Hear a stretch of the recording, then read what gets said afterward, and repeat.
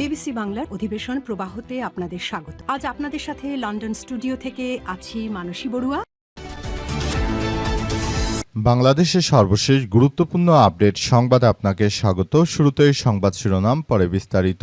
প্রথমেই জানাবো, শোকের মাতমে হোসেনি দালান থেকে বের হয়েছে তাজিয়া মিছিল। পবিত্র আশুরা উপলক্ষে পুরান ঢাকায় ঐতিহাসিক হোসেনি দালান থেকে তাজিয়া মিছিল বের হয়েছে। শিয়া সম্প্রদায়ের মানুষেরা মিছিলটি শুরু করেছেন। আজ শোক, ধর্মীয় ভাবগাম্ভীর্য এবং কঠোর নিরাপত্তার মধ্য দিয়ে মিছিলটি এগিয়ে যাচ্ছে। মিছিলে অংশগ্রহণকারীদের কালো পোশাক পরিহিত অবস্থায় দেখা গেছে। তারা কারবালার শোকাবহ ঘটনা স্মরণে মাতম করছে। তারা স্লোগান দিচ্ছে হাই হোসেন বলে।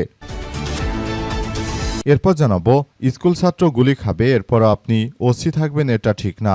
এমপি মনিরুল হক। কুমিল্লা নগরীতে মাদক কারবারিদের দুই পক্ষের সংঘর্ষে গুলিবিদ্ধ ষষ্ঠ শ্রেণীর শিক্ষার্থী ইথান আহমেদ প্রেমের পরিবারের পাশে দাঁড়িয়েছে কুমিল্লা ৬ আসনের সংসদ সদস্য মনিরুল হক চৌধুরী। আহত শিক্ষার্থীর বাড়িতে গিয়ে তিনি মাদক কারবারিদের বিরুদ্ধে কঠোর অবস্থানের হুঁশিয়ারি দিয়েছেন এবং তিনি ওসিকে জানিয়েছেন যে আপনি এলাকায় উপস্থিত থাকতে এই ধরনের ঘটনা আমি মেনে নেব না।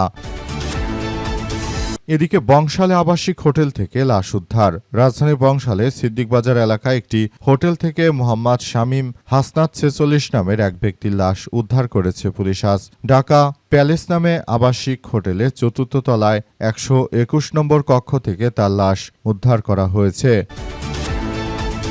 এবারে জানাবো, মসজিদে চেয়ার টেবিল বসিয়ে জামাতের দলীয় সভা, মুসল্লিদের ক্ষোভ। রংপুরের মিঠাপুকুর উপজেলার ইমাদপুর ইউনিয়নের চকপাড়া জামে মসজিদের ভেতরে চেয়ার টেবিলে বসিয়ে জামাত ইসলামের দলীয় সভা করায় এলাকাবাসী তীব্র ক্ষোভ ও উদ্বেগ জানিয়েছে। তারা বলছে, এই ধরনের ঘটনা জামাত ইসলাম যেটা শুরু করেছে সেটি আসলে কোনোভাবেই গ্রহণযোগ্য নয়। দলের নেতাকর্মীরা তারা তাদের অফিসে বসে মিছিল করবে, মিটিং করবে, যেটা খুশি সেটা করবে, সভা করবে, কিন্তু মসজিদের ভেতরে বসে এই ধরনের বিষয়গুলো আসলে মেনে নেওয়া যায় না। তাই বিষয়গুলো নিয়ে অনেকেই নানাবিধ কথাবার্তা বলতে শুরু করেছে।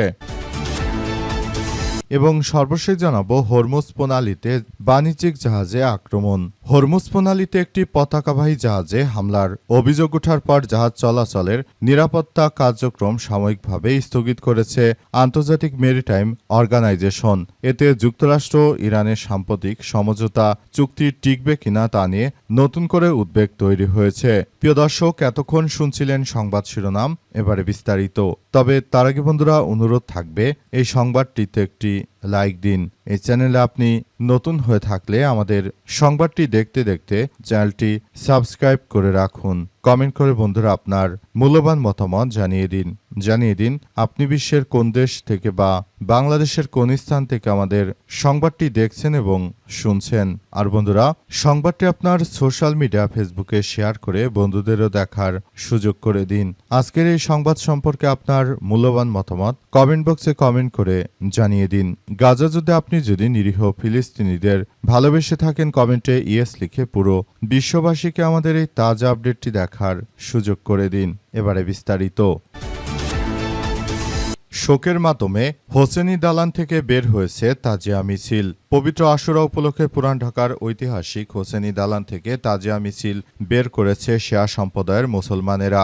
আজ মিছিলটি শুরু হয় দুপুরে। শোক ও ধর্মীয় ভাবগাম্ভীর্য এবং কঠোর নিরাপত্তার মধ্য দিয়ে মিছিলটি এগিয়ে যাচ্ছে। মিছিলে অংশগ্রহণকারীদের কালো পোশাক পরিহিত অবস্থায় দেখা গেছে। তারা কারবালার শোকাবহ ঘটনা স্মরণে মাতম করছে এবং বিভিন্ন শোকগাথা ও ধর্মীয় স্লোগান দিচ্ছে। মিছিলের অংশ নেওয়া অনেকেই প্রতীকী তাজিয়া বহন করেছে। নারী, পুরুষ এবং শিশু সব বয়সী মানুষের অংশগ্রহণে হোসেনি দালান এলাকায় সকাল থেকে শোকের আবহ বিরাজ করছে। অনেকের হাতে প্রতীকী ছুরি, আলাম নিশানা এবং বেস্তা ও বৈলাম শোভা যায়, যা কারবালার ঘটনার স্মরণ করিয়ে দেয়। তাজিয়া মিছিলে সরেজমিনে গিয়ে দেখা গেছে যে পরিবেশ ছিল ভারাক্রান্ত এবং আবেগঘন। হাই হোসেন ধ্বনিতে রাজধানীর আকাশ বাতাস ভারী হয়ে ওঠে। শোকযাত্রাটি Azimpur, Nilkhet, new market, science lab হয়ে ধানমন্ডিতে গিয়ে শেষ হয়েছে বলে জানা গেছে এবং এই ঘটনার মধ্য দিয়ে মূলত সবাইকে খুবই গুরুত্ব সহকারে এগিয়ে যেতে আসলে দেখতে পাওয়া যাচ্ছে।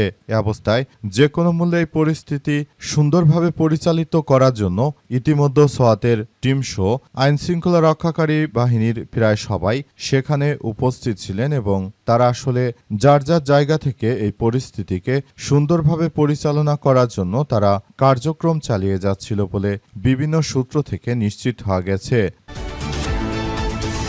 স্কুল ছাত্র গুলি খাবে, তারপরও আপনি ওসি থাকবেন, এটা ঠিক না। এমপি মনিরুল হক। কুমিল্লা নগরীতে মাদক কারবারিদের দুই পক্ষের সংঘর্ষে গুলিবিদ্ধ হয়েছে ষষ্ঠ শ্রেণীর শিক্ষার্থী ইথান আহমেদ। তার পরিবারের পাশে দাঁড়িয়েছে কুমিল্লা ৬ আসনের বিএনপির সংসদ সদস্য মনিরুল হক চৌধুরী। আহত শিক্ষার্থীর বাড়িতে গিয়ে তিনি মাদক কারবারির বিরুদ্ধে কঠোর ব্যবস্থা নেওয়ার হুঁশিয়ারি দেন এবং উন্নত চিকিৎসার আশ্বাস দেন। আজ রাত ৯টার দিকে কুমিল্লা নগরীর কাটাবিল এলাকায় গুলিবিদ্ধ শিক্ষার্থী ইথান আহমেদ প্রেমের বাড়িতে যান সংসদ সদস্য মনিরুল হক চৌধুরী। এ সময় তার সঙ্গে কোতোয়ালি মডেল থানার ভারপ্রাপ্ত কর্মকর্তা ওসি তৌহিদুল আনোয়ার উপস্থিত ছিলেন। পরিবারের সদস্যদের সান্ত্বনা দেওয়ার পাশাপাশি ঘটনাস্থলে উপস্থিত ওসির উদ্দেশ্যে ক্ষোভ প্রকাশ করেছেন সংসদ সদস্য। তিনি বলেন, আপনার মতো ওসি এই এলাকায় থাকতে এখানে একজন স্কুল শিক্ষার্থীর উপর এভাবে আক্রমণ করা হয়েছে, সেটি কোনোভাবে গ্রহণযোগ্য হতে পারে না। আপনি এই এলাকার ওসি থাকতে আসলে এই ধরনের ঘটনা যে ঘটে গেল তার জন্য আপনাকে অবশ্যই দায়ভার বহন করতে হবে বলে তিনি উল্লেখ করেছেন। তিনি আরও জানান, তাই আপনি প্রতিশ্রুতি দিন আগামীতে যেন এই ধরনের কোনো ঘটনার না ঘটে সেই বিষয়গুলো আপনি যদি কোনো ধরনের ঘটনা ঘটে সেটি আমাদেরকে বুঝিয়ে দেবেন।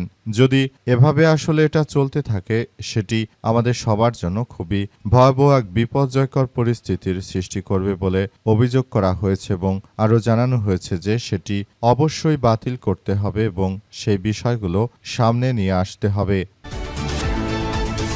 বংশালে আবাসিক হোটেলে এক ব্যক্তির লাশ উদ্ধার। রাজধানীর বংশালে সিদ্দিক বাজার এলাকায় একটি আবাসিক হোটেল থেকে মোহাম্মদ শামীম হাসনাত ৪৬ নামের এক ব্যক্তির লাশ উদ্ধার করেছে পুলিশ। আজ ঢাকা প্যালেস নামে আবাসিক হোটেলের ৪র্থ তলার ১২১ নম্বর কক্ষ থেকে তার লাশ উদ্ধার করা হয়েছে। নিহত শামীম কিশোরগঞ্জের বাজিতপুর উপজেলার শশদিঘি গ্রামের বাসিন্দা। তার বাবার নাম মৃত আবুল কাশেম। বিষয়টি নিশ্চিত করেছে বংশাল থানার ওসি একেএম মাহফুজুল হক। জানান যে সকালে খবর পেয়ে পুলিশ সিদ্দিক বাজার এলাকায় ঢাকা প্যালেসের আবাসিক হোটেলের একটি কক্ষ থেকে ওই ব্যক্তির লাশ উদ্ধার করে। প্রাথমিক তদন্তে তার শরীরে কোনো আঘাতের চিহ্ন পাওয়া যায়নি। পরে আইনি প্রক্রিয়া সম্পন্ন করে ময়নাতদন্তের জন্য লাশ ঢাকা মেডিকেল কলেজ হাসপাতালের মর্গে পাঠানো হয়েছে।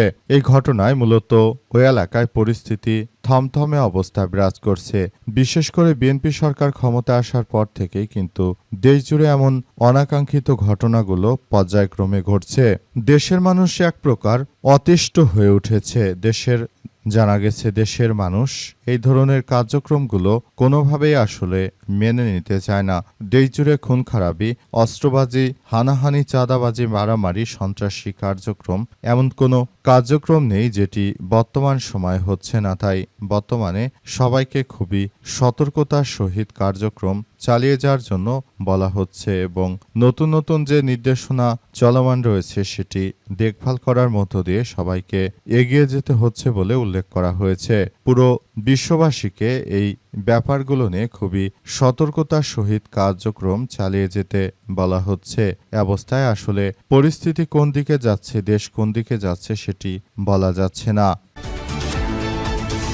মসজিদে চেয়ার টেবিল বসিয়ে জামাতের দলীয় সভা মুসল্লিদের ক্ষোভ। রংপুরের মিঠাপুকুর উপজেলায় ইমাদপুর ইউনিয়নের চকপাড়া জামে মসজিদের ভেতরে চেয়ার টেবিল বসিয়ে জামাত ইসলামের দলীয় সভা করায় তীব্র ক্ষোভ ও সমালোচনার সৃষ্টি হয়েছে এলাকায়। মসজিদ পবিত্রতম স্থান, সেখানে দলীয় কার্যক্রম চালানোর ব্যাপারটি এলাকাবাসী কোনো ভালোভাবে দেখছে না। এলাকার বিভিন্ন মানুষের সঙ্গে কথা বলে জানা গেছে যে তারা জামাত ইসলামকে ভালোবাসলেও জামাত ইসলামের এমন কার্যক্রমকে কেউই পছন্দ করে না, কারণ জামাত আসলে যেসব কার্যক্রম চালায় কল্যাণমূলক কাজ সেটা ঠিক আছে, কিন্তু ধর্মীয় প্রতিষ্ঠানকে ব্যবহার করে তারা যে ধরনের কার্যক্রম আসলে শুরু করেছে সেটি কেউই মেনে নিতে চাইছে না। সবাই যার যার জায়গা থেকে বলাবলি করছে যে জামাত ইসলামের এই ব্যাপারগুলো মোটেও ভালো কোনো বিষয় নয়। জামাত ইসলাম আসলে যে বিষয়গুলো সবাইকে জানাচ্ছে, এই বিষয়গুলোর মধ্যে গুরুত্বপূর্ণ বিষয় হচ্ছে যে